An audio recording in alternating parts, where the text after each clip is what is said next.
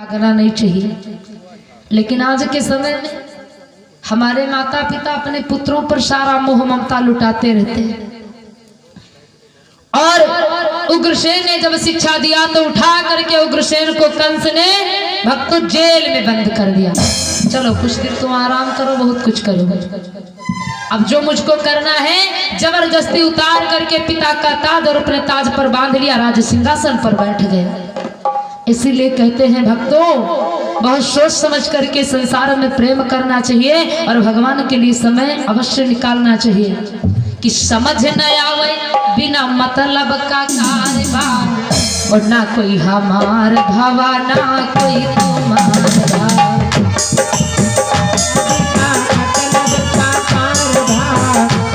कोई हमार भाना कोई तुम्हार भवा, समझ में आया बिना मतलब का कारभा, ना कोई हमार भवा ना कोई तुम्हार भवा। शिक्षा लो कथा से। पुत्र हुआ और पुत्र को जब पिता ने आदेश दिया उठा करके जेल में डाल दिया। इसलिए सोचो समझो कि संसार में को अपना कुछ नहीं है। समझ न आवे बिना मतलब का कारबा, समझ न आवे बिना मतलब का कारबा, ना कोई हमार भवा ना कोई तुम्हार भा, बिना मतलब का कारभा, भवा ना कोई तुम्हार भवा, समझ में आया बिना मतलब का भाना कोई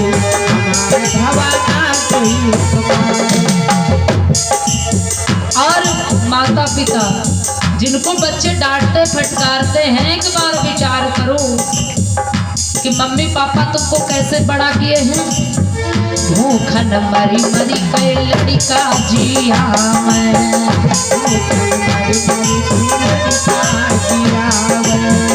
भूखन मरी मरी के लड़का जिया मैं, लड़का जिया लड़का जिया माता पिता कछु समझू ना काम, भूखन मरी मरी के लड़का जिया।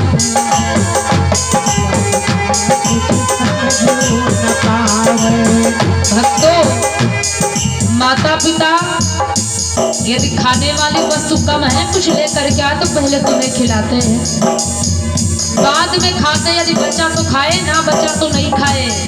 ऐसे महान प्यार प्रेम देने वाले माता पिता होते हैं। लेकिन जब बच्चे बड़े हो जाते हैं, बड़े भये मुड़े पर सवार सब भार भार,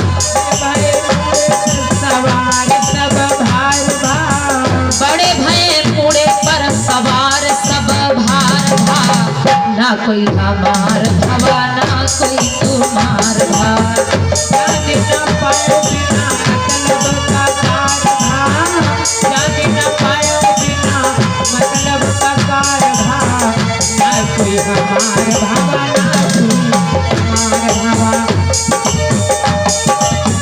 मतलब का कारभा, ना कोई हमार भावा ना कोई तुम्हार। जैसे कि कंस उग्रसेन को उठा करके जेल में डाल दिया। और आज भी कुछ बच्चे ऐसे हैं कि माता पिता ने कुछ कहा, भैया ये काम कर लियो, पहली बात तो सुनी है ना, और दूसर बात सुनबो करी है तो या तो डटी है फटकरी है और ना उपाय लागी तो तू तमाचा लगाई है। तुम शांत बैठो, तुमसे का मतलब बुढ़ाई लो। लेकिन अपना फर्ज सभी माता पिता अदा करते हैं। मारे खुशी के लड़कन शादी रचाई है,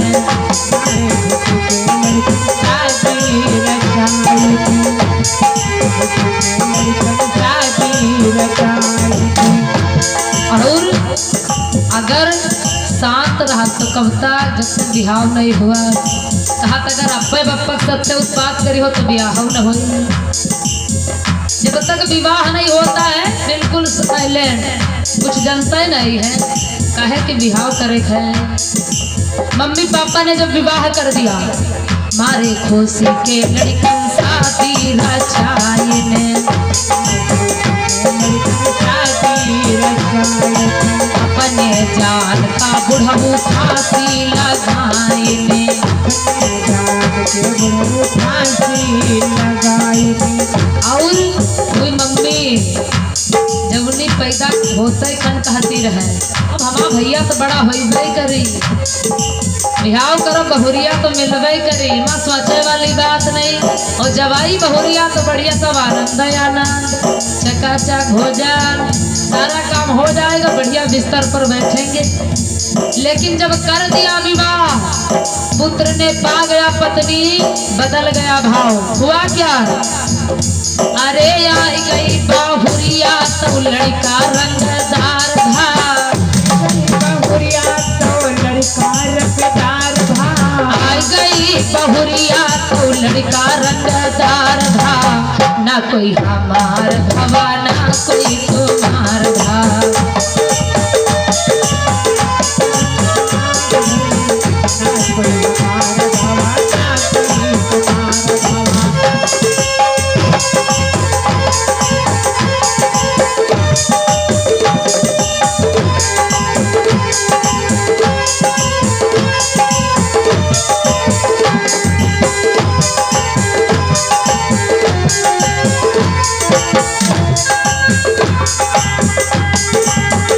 जय हो।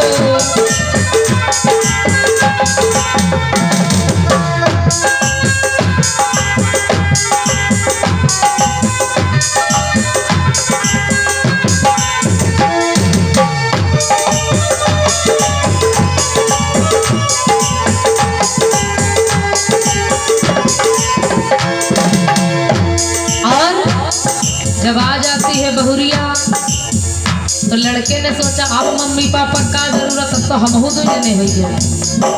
अब बढ़िया हमार दुल्हन बनाई और बढ़िया हम आराम से खाई और हम कमाई तो हमार बहुरिया बढ़िया रखी आराम। मम्मी पापा की कोई सुध नहीं, क्या किया क्या नहीं किया सब भूल गए पत्नी को पा करके। और हुआ क्या फिर? अब सलाह बनने लगी दोनों जने माँ। और कैसी सलाह? माता पिता कहे सुधिया भुलाएंगे,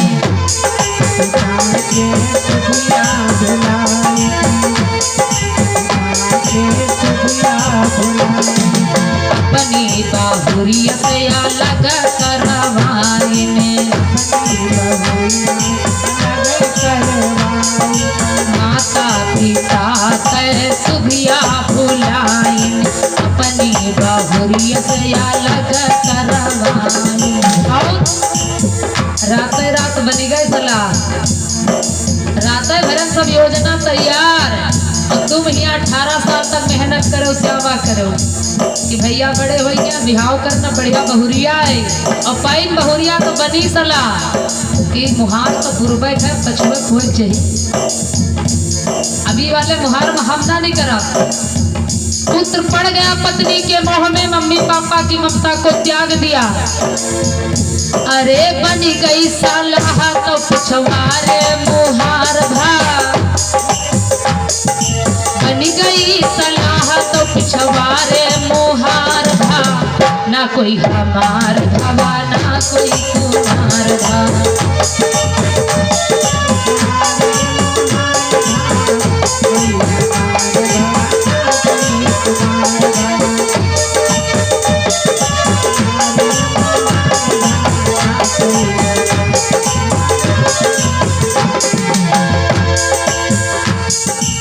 माता सुता कहे सुधिया भूली हो, माता पिता के सुधिया भूली हो। अंतिम पंक्तियां रघुनाथ कवि ने बड़ी सुंदर लिखी है कि भैया अगर मम्मी पापा के साथ ऐसा करोगे, क्योंकि आगे चल करके तुम भी बच्चों को जन्म दोगे और जैसा तुम कर रहे हो आने वाले तुम्हारे बच्चे भी वैसा तुम्हारे साथ करेंगे, क्योंकि ये जीवन कर्मों की खेती है। माता पिता कहे सुधिया भूली हो,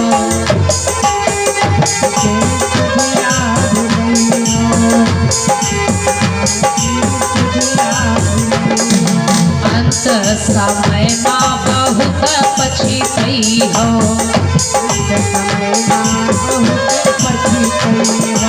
जब तुम्हारा लड़का तैयार हुई और सुबह शाम 2-2 डंडा वाली सेवा तो याद आई।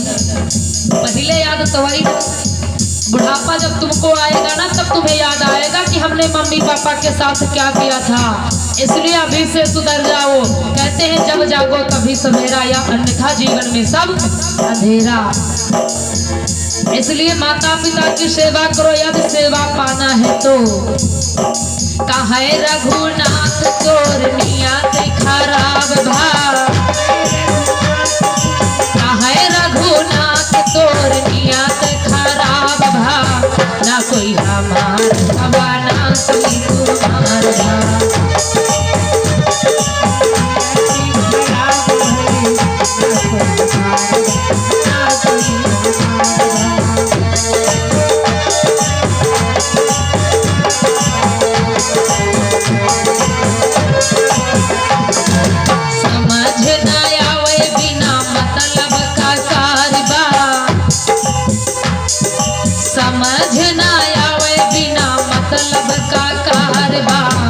ना कोई हमार भवा ना कोई तुम्हार भा, ना कोई हमार भवा ना कोई तुम्हार भा, ना कोई हमार भवा ना कोई तुम्हार भा, ना कोई हमार भवा ना कोई तुम्हार भा। बोली गोविंद भगवान की। तो जैसा करोगे वैसा होगा। अब उग्रसेन पछताने लगे, क्योंकि भक्तों याद तभी आता है जब अपने पर होता है। जब तक पाँव की कहावत है, पाँव में अगर बीमारी जाए ना तो दूसरे का दर्द कोई जान नहीं पाता है कि इसकी पीड़ा क्या होती है। इसलिए बुढ़ापा तुमको भी आएगा और अभी से सावधान हो जाओ, सुधर जाओ, मम्मी पापा की सेवा करो। लेकिन कुछ लोग कहते हैं मम्मी पापा ने हमको दिया क्या है जो हम उनकी सेवा करें। अरे हम कहते भैया तुमको तुम्हारा जो शरीर मिला, जो संसार मिला, इससे बढ़कर के और तुम्हें क्या चाहिए। फिर जीवन में कर्म करो, करोगे तो सब कुछ है, नहीं करोगे तो कुछ नहीं है। जीवन में कर्म प्रधान है, कर्म करना पड़ेगा। इसलिए ये कलंक नहीं देना चाहिए कि हमको क्या दिया है। जीवन में कितना भी मम्मी पापा की सेवा कर डालो, माता पिता की, फिर भी उनका कर्ज कभी तुम अदा नहीं कर सकते हो, क्योंकि तुमने उनके उदर में रह करके समय व्यतीत किया है। ये कर्ज तुम कब अदा करोगे।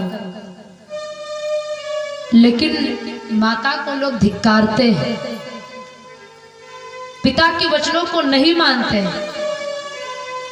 हम कहते माता ने अगर कुछ नहीं किया है तो ज्यादा नहीं, माता ने तो तुम्हें 9 महीना पेट में रखा है और तुम 5 किलो उठाए गठरी पेट में बांध लियो, और ज्यादा नहीं, वो तो 9 महीने तक परिश्रम किए, लेकिन तुम 5 महीना निपटाए दियो बांधे बांधे।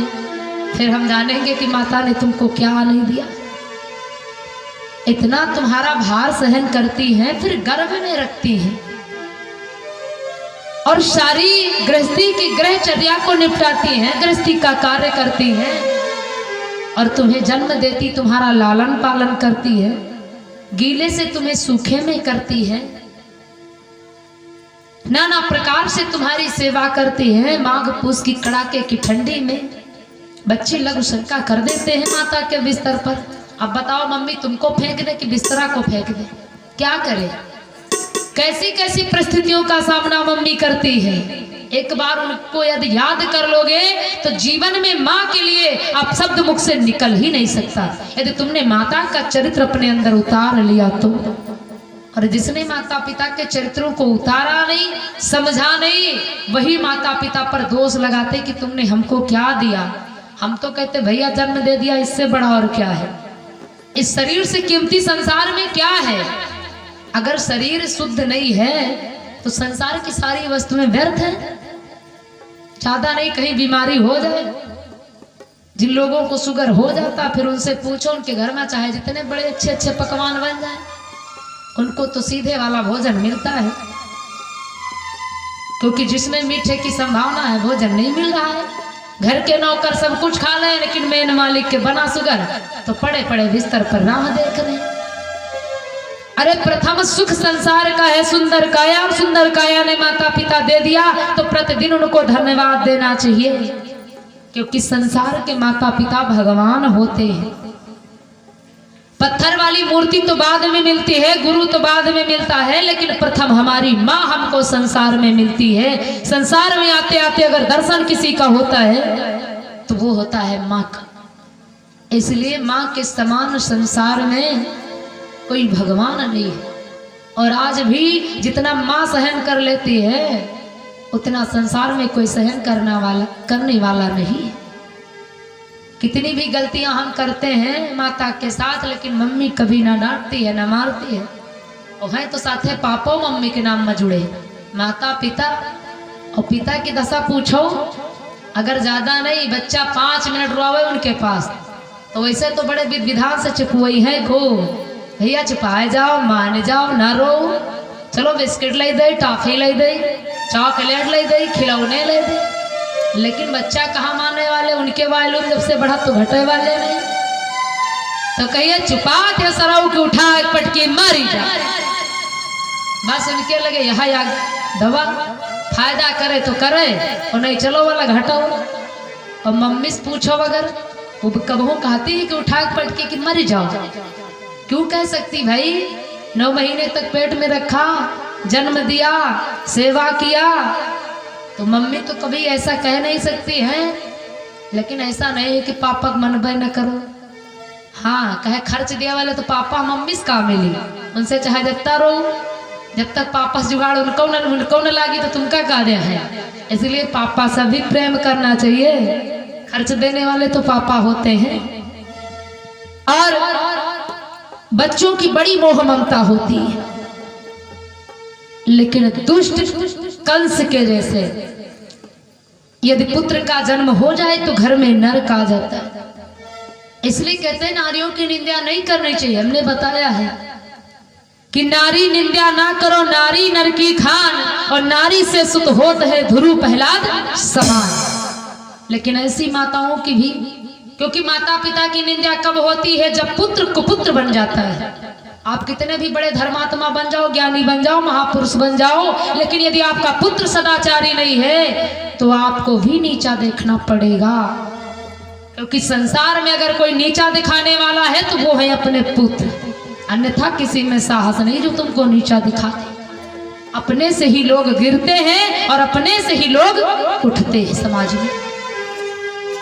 तो कहते हैं नारी निंदा खूब करो, नारी नर की खान, और नारी से सुत होत है रावण कंस समान। ऐसी माताओं की निंदा होती है, क्योंकि देवी पवन रेखा तो सती थी, लेकिन पति की संगति ना थी और श्रृंगार साज सज्जा साथ में थी। वन में भ्रमण करने गई और दुर्मलिक नामक नीच से भक्तों संभोग हो गया, जिसके कारण नीच की उत्पत्ति हो गई। आज स्वर्ग के समान घर नरक बन गया। उग्रसेन को उठा करके जेल में डाल देता है। बैठ गया राजा बन करके और प्रजा से कहने लगा कि जो पिता ने किया तो किया, अब हम जो कहेंगे वो करना होगा, क्योंकि हम है राजा। जब बन गया राजा, अब ऋषियों की पूछो ना दशा बिगड़ गई, संत मुनियों की दशा बिगड़ गई। रोने लगे, चिल्लाने लगे, दादा अब क्या होगा?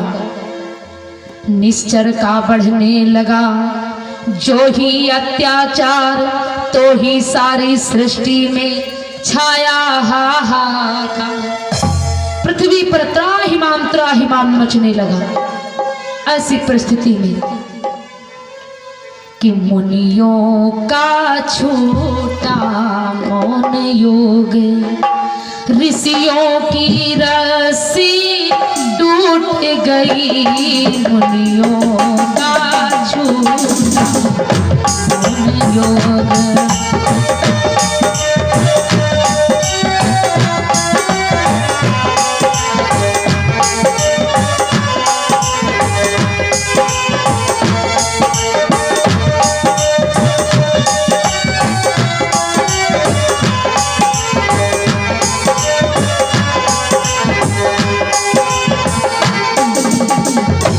मुनियों का छूटा मौन योग,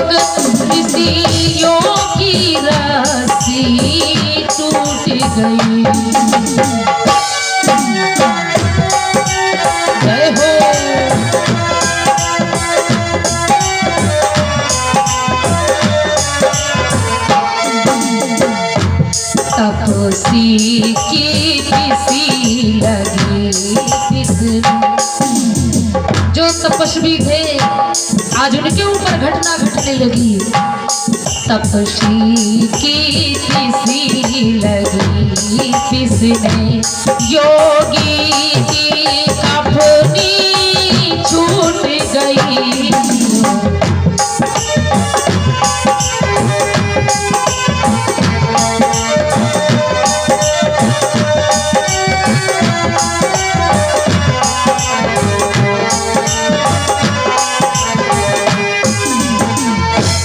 जिस समय कंस बना राजा, ऋषियों की दशा खराब, ऋषियों की तपस्या टूट गई, साधना टूट गई, त्राहिमाम मचने लगा।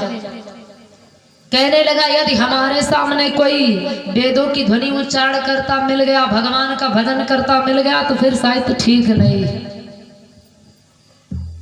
और कहा कि मेरी राज्य में मेरा शासन होगा, जैसा हम कहेंगे वैसा करना होगा। क्योंकि कहते हैं यदि स्वच्छ सुंदर संतान चाहती है माता, तो उनको गर्भ के समय में बहुत बातों का ध्यान रखना चाहिए।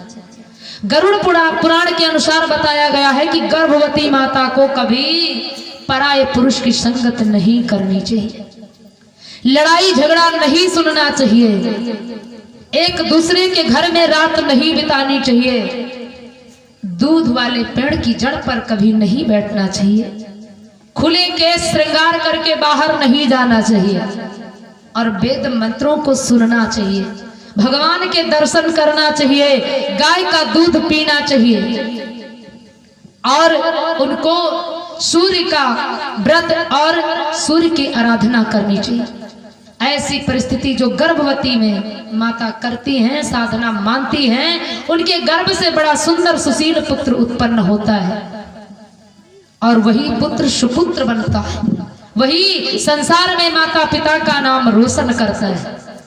कुछ लोगन का निंद्रो सतावे लगी है कि ना सतावो नींद रानी घूमर घड़ी, ना सतावो नींद रानी घूमर घड़ी।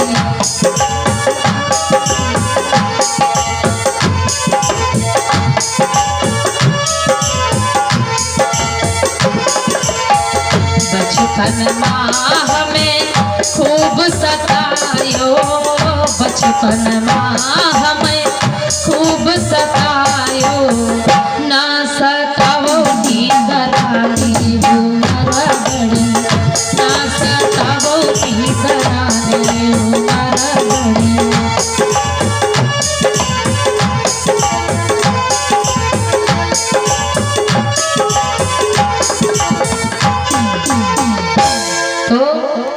भगवान अभी कन्हैया जी आएंगे, उत्पात हो रहा है, क्योंकि भगवान जब पृथ्वी पर अत्याचार होता है, जब जब होई धर्म के हानि, तब तब भगवान का अवतार होता है। तो अब पृथ्वी पर अत्याचार अधर्म हो रहा है, भगवान का अवतार होगा, और इंदिरा महारानी सता रही है। तब तब प्रभुधर विविध शरीरा, हरहि नाथ सज्जन कह पीरा। अब अत्याचार होने लगा, पृथ्वी मैया घबराने लगी। पृथ्वी जी गाय का रूप बना करके भगवान की स्तुति करने लगी, प्रभु मेरी पुकार सुनो, धरा पर बड़ा अत्याचार हो रहा है, इसलिए नाथ इस धरा के काज को संवारो, मेरी विनती स्वीकार करो। ब्रह्मा जी हाथ जोड़ करके भगवान से विनती कर रहे हैं। प्रभु ने देवताओं की वाणी को स्वीकार किया कि हे देवता, मेरा कहना मानो और तुम चिंता मत करो, मैं तुम्हारे वचनों को सुनता हूं और तुम्हारे वचनों को सफल बनाऊंगा।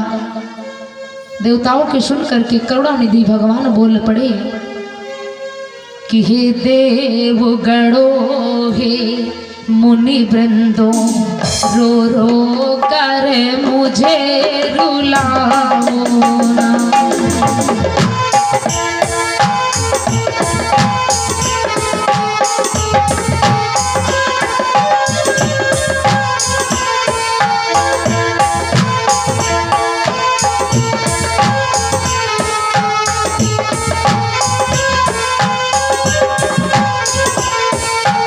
हे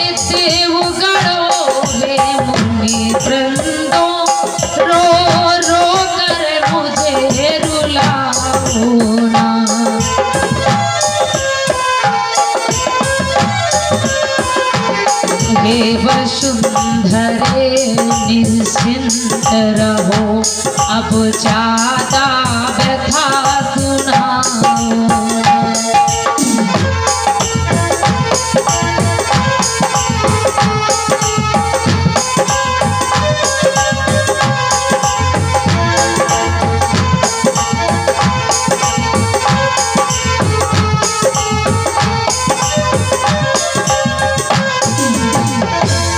पृथ्वी जी जाती हुई गाय का रूप धर करके भगवान से विनती करती, नाथ पृथ्वी पर बड़ा अत्याचार हो रहा है, अब मैं यहाँ भार नहीं सहन कर पाऊंगी प्रभु, अब मैं भी तुम्हारे पास आ रही हूँ। भगवान ने कहने लगे, माता तुम चिंता मत करो, क्यों रो रो करके अपनी व्यथा मुझे सुना रही हो मैया, मैं तुम्हारी व्यथा को जान चुका हूँ और तुम्हारे दर्द को दूर करने के लिए मैं शीघ्र अतिशीघ्र आऊंगा मैया, विश्वास करो। हे माता कि तुम भी जाओ भूमि पर, धरो याद वीरू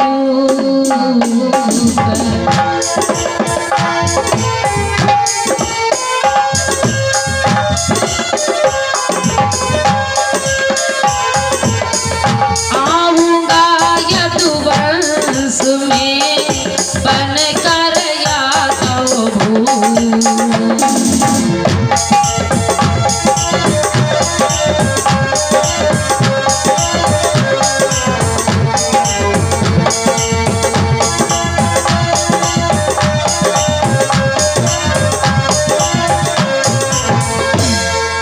इधर भगवान जब वचन सुनाते हैं, मैया तुम जाओ कुछ समय और व्यतीत करो, मैं यादव वंश में उनके यहाँ राजा बन करके आऊंगा।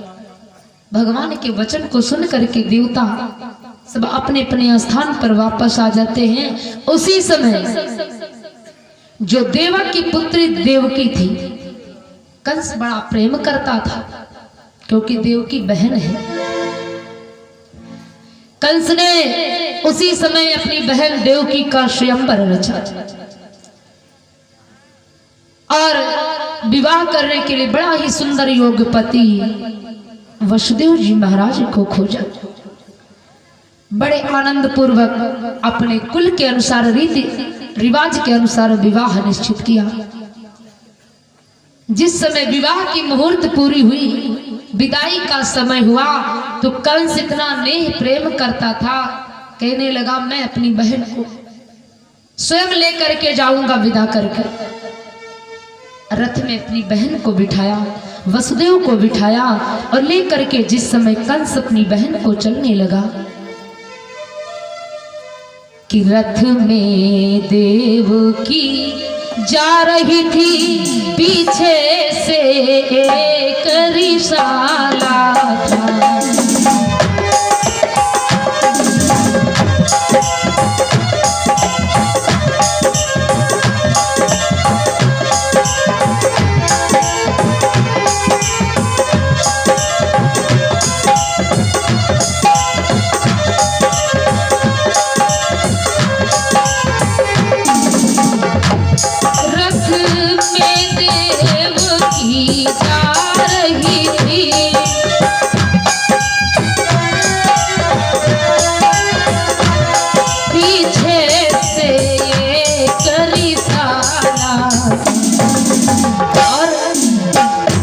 रथ के पीछे वह कंसराज, वसुदेव कुंवर का साला।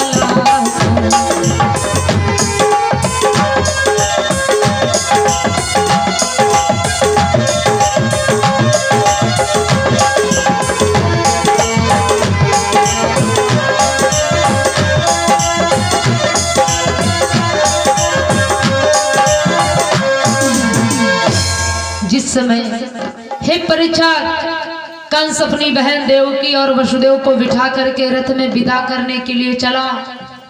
जैसे रथ को हाँकने का प्रयास किया, आकाशवाणी हुई कि हे कंस, कि वो कंस कंस मत फूल बहुत, यह फूल तुझे कुम्भलाएगा।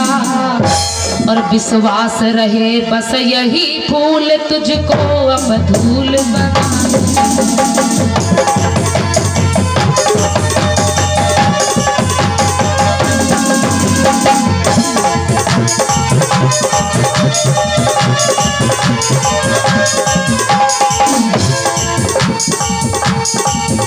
वो कंस कंस मत फूल बहुत, यहाँ फूल फूल कुम्भलाएगा।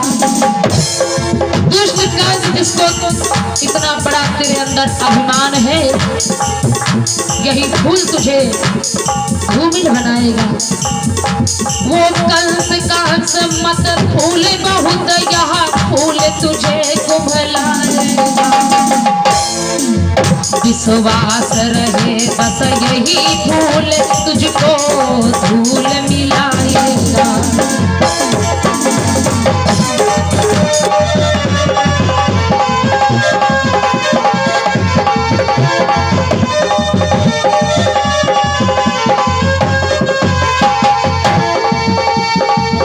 जिस बहिन देवकी के पीछे इतना आनंद मनाता, कंस जिससे तू अथाह प्रेम करता है, अनंत प्रेम करता है देवकी से, बस यही तेरा कारण है।